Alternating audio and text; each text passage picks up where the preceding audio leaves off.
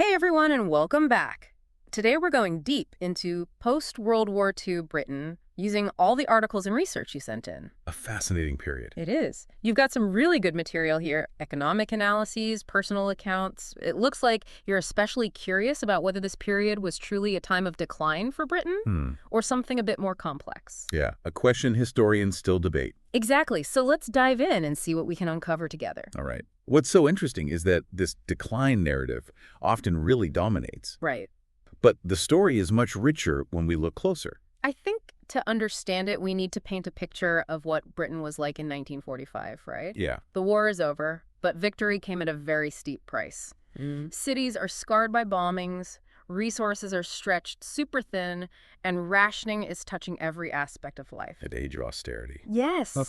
One of your sources even mentions that sweets were rationed. Wow, Can you imagine celebrating the end of the war with limited sugar? that's rough. Talk about a bittersweet victory. Yeah, it really highlights the severity of that age of austerity. Yeah. Britain was on the brink of bankruptcy, forced to borrow heavily and rely on the U.S.-led Marshall Plan to rebuild. Wow. They even had to sell off national assets. That's a far cry from that pre-war image of a global superpower. Absolutely. And one of the research papers that you shared argues that this economic strain was a key factor in that whole decline narrative. Yeah. What are your thoughts on that? Well, it's certainly a major piece of the puzzle. Okay. The loss of the British Empire is another crucial element. Right. In the decades after the war, many countries gained independence, particularly in Africa and Asia. That makes sense. Holding on to a vast empire while rebuilding at home must have been incredibly challenging. Exactly. And the 1956 Suez Crisis, when Britain, France, and Israel attempted to seize control of the Suez Canal from Egypt, really exposed the limits of Britain's post-war power. It became clear that their global influence had diminished significantly. Yeah. You even highlighted this event in your notes, calling it a turning point for Britain. I did. Did any particular source shape your perspective on this? You know, it was that article about Prime Minister Eden's handling of the crisis.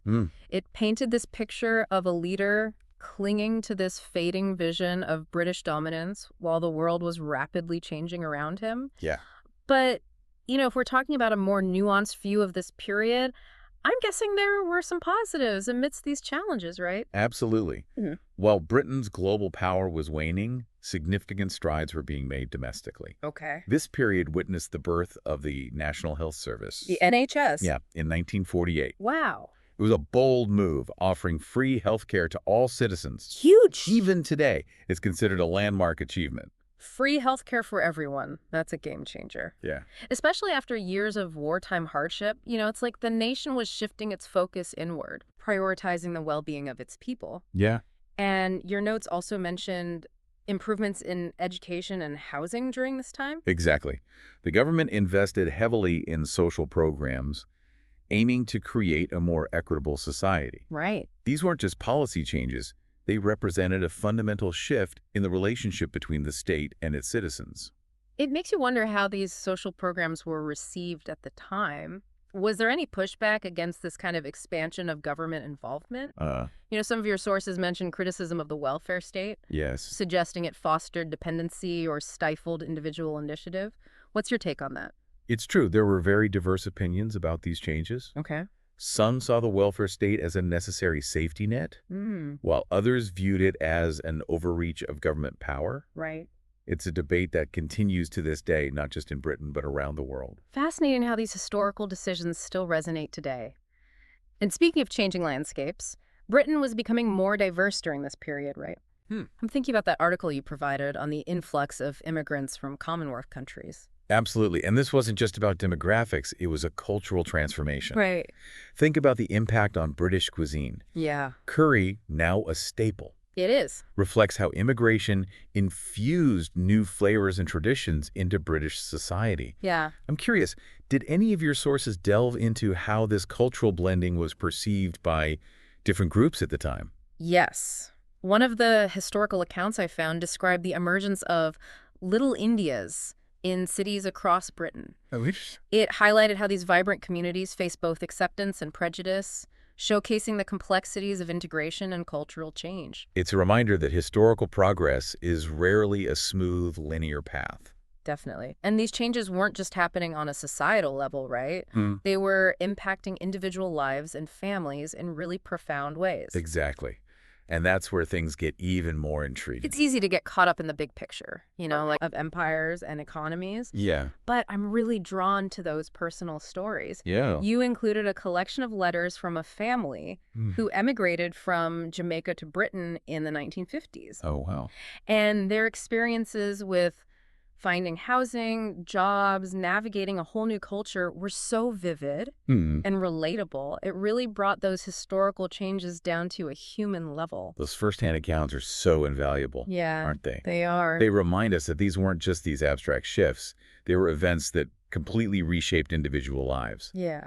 You also highlighted a report on the Polish resettlement program in your sources. Right. What stood out to you about that? Well, it made me think about what it must have been like for those Polish ex-servicemen Yeah. who had fought alongside the British during the war, Right. to then be given this opportunity to build a new life in a country still recovering from that conflict.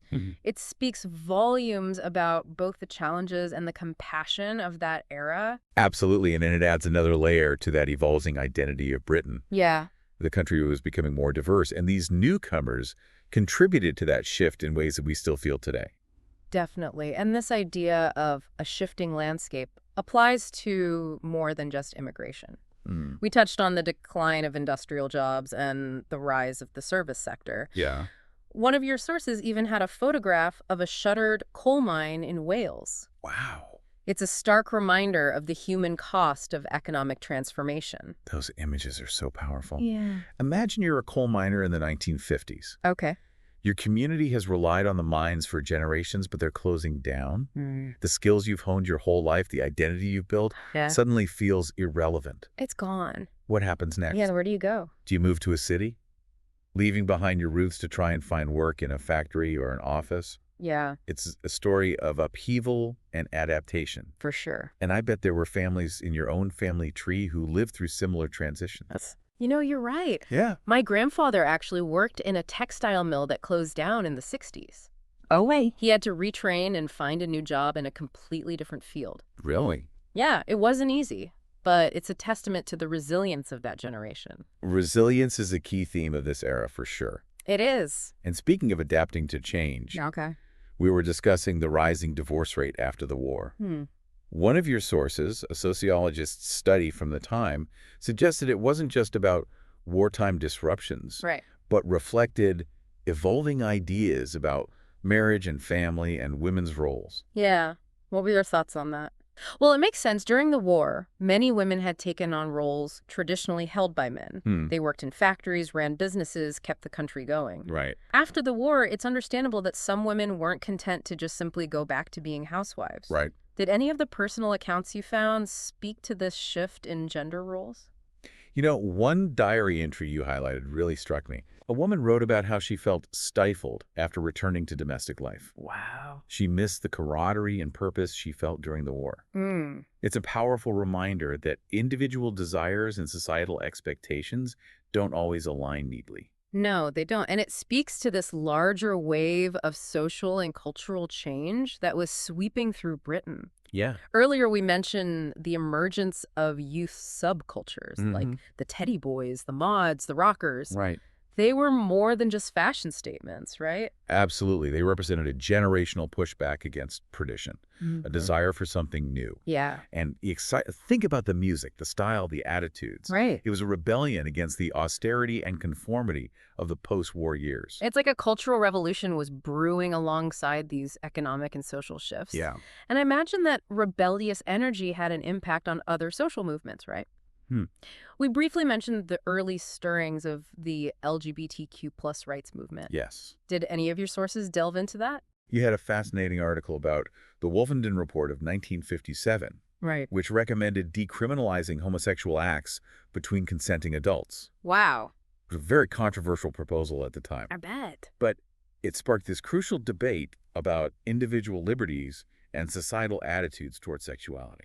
Wow, that's a pretty bold step for a nation still grappling with its post-war identity. Mm, It seems that while Britain was figuring out its place in the world, it was also undergoing this incredible period of social and cultural awakening. exactly. It's a powerful reminder that history is rarely a neat narrative of decline or progress. Right. It's often this messy, fascinating blend of both. Yeah. And the story doesn't end there. Right. In the next part, we'll explore how these changes continue to shape Britain in the decades that followed. Okay. And we'll see how this era's echoes can still be felt in the Britain of today. It's amazing to see how much ground we've covered from economic struggles and the loss of empire to remarkable social progress and cultural transformation. This period in British history was definitely one for the books. It was a lot. And you're right, the story doesn't end there. I'm curious to see how these changes reverberated in the following decades. Yeah, it's like watching ripples spread out from a stone dropped in a pond. The decisions made and the changes embraced during those post-war years had a lasting impact on the trajectory of British society. Right. Take the welfare state, for example. Okay. It wasn't just about providing immediate relief, it was about creating a new social contract, a safety net for all citizens. And the NHS became a cornerstone of that rating. I remember reading about its expansion in the decades after its creation. You provided a report that detailed how the NHS faced challenges like growing demand and budget constraints, Right. but ultimately persevered as the symbol of national unity and care. It did, that's spot on. The NHS became deeply ingrained in British identity. It embodies this idea of collective responsibility, this idea of looking after one another. Yeah. And it's still fiercely defended and debated today, which speaks volumes about its significance. It's a legacy that continues to shape healthcare discussions worldwide. Thinking back to those youth subcultures we talked about, the teddy boys, the mods, the rockers, Hmm. they weren't just about music and fashion, right? Hmm. They represented this shift in attitudes, a challenge to the status quo. Yeah. Do you think that rebellious spirit continued to influence social movements in Britain? Absolutely. It's like a torch being passed from one generation to the next. Mm. The fight for women's rights, the LGBTQ plus rights movement, Mm. the environmental movement, Yeah. they all drew inspiration from those earlier expressions of dissent and a desire for change. One of your sources even mentioned how punk rock in the 1970s, with its anti-establishment ethos, could be seen as a direct descendant of those post-war youth rebellions. Well, that's a fascinating connection. It shows how these cultural and social movements kind of build upon each other, pushing boundaries and shaping the values of a nation. So as we wrap up this deep dive into post-World War II Britain, I'm left wondering what it all means for us today. What can we learn from this really pivotal period? That's a great question, and one that historians and citizens continue to grapple with. Yeah. I think one key takeaway is the power of adaptation. Britain faced immense challenges after the war, Right. but they chose to reinvent themselves, embracing new ideas and social structures.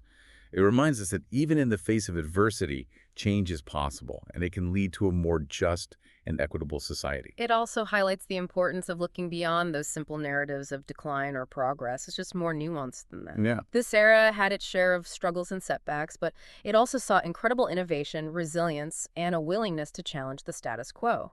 precisely. And that's what makes history so compelling. It's not just about dates and events, it's about understanding the forces that shape our world and the choices we make in the face of change. Well said. As we conclude, I'd like to leave you with a final thought. We've explored how post-war Britain transformed itself, but how do you think those changes continue to resonate in the Britain of today? What echoes of this era do you see in contemporary British society? It's a question worth pondering as you continue your own exploration of history. That is a fantastic question to leave our listeners with. Thanks for joining us on this deep dive into post-World War II Britain. It's been an enlightening journey, and I hope you've come away with a fresh perspective on this complex and fascinating period. Until next time, keep exploring, keep questioning, and keep diving deep.